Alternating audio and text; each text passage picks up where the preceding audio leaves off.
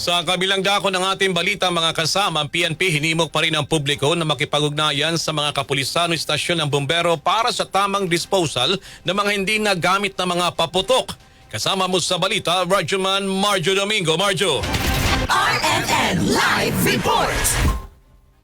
Hinimok ng Philippine National Police National Capital Region Police Office ang mga residente na makikipag-ugnayan sa mga lokal na pulisya o istasyon ng bumbero para sa tamang disposal ng mga hindi nagamit na paputok na tinuturing na isang hazardous waste materials.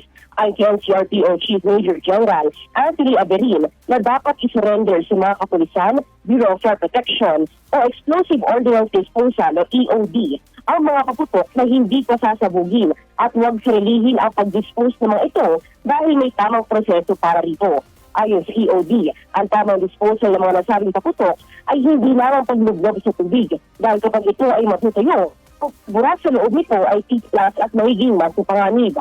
Ang tamang paraan umano ay ang pagsunod ng mga nasabing paputok sa isang ligtas na lokasyon. Binigyan diin naman ni Aberin ang mga epekto ng mga paputok kagaya ng Yolanda, Cabase, Goodbye Philippines at iba pa na maaari magdala ng panganib hindi lamang external parts maging sa internal parts na katawan ng hindi nababatid.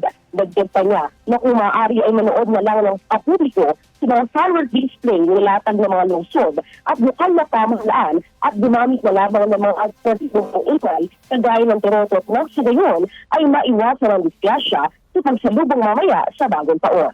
Kasama mo sa DZAG sa araw ng Manila, Radyoman Margie Domingo, ito RMN.